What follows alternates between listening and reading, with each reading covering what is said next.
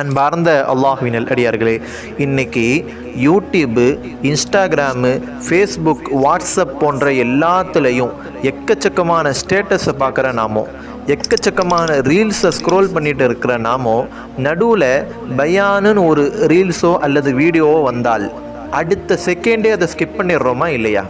நம்மால் அதை பார்க்க முடியவில்லை. அப்படி நாமளும் இருந்தோன்னா நாமளே முடிவு பண்ணிக்க வேண்டியதான். நம்மளுடைய மனதில் ஷைத்தான் இருக்கான் என்பதல்ல, ஷைத்தான் ஊறி போயிருக்கான்னு அர்த்தம். அல்லாஹ் ரப்புல் இஸ்ஸத் அவனது அருள்மறை திருக்குர்ஆனிலே கூறுவானா இல்லையா? ஒரு சில உள்ளங்களில் நாம் முத்திரையிட்டு விட்டால் அவர்கள் நாடினாலும் நல்ல விஷயத்தை கேட்கவோ அல்லது அதை பார்க்கவோ முடியாது. இதையெல்லாம் தாண்டி இன்னைக்கு ஒரு சில பேர் பயான்களை கேட்டாலும் பல்வேறு விதமான பிதாத்காரர்களுடைய பயான், பெண்கள் நேரடியாக முகத்தை காமித்து பயான் செய்ய துவங்கிவிட்டார்கள். பெண்களுடைய வாய்ஸே கேட்கிறது ஹராம் என்ற ஆண்களுக்கு இருக்கிற போது பெண்களுடைய பயான் பார்க்கறது எந்த விதத்தில் மார்க்கம் நமக்கு அனுமதிக்கும் என்பதை சற்று ஆழமாக யோசித்து பார்க்க வேண்டும்.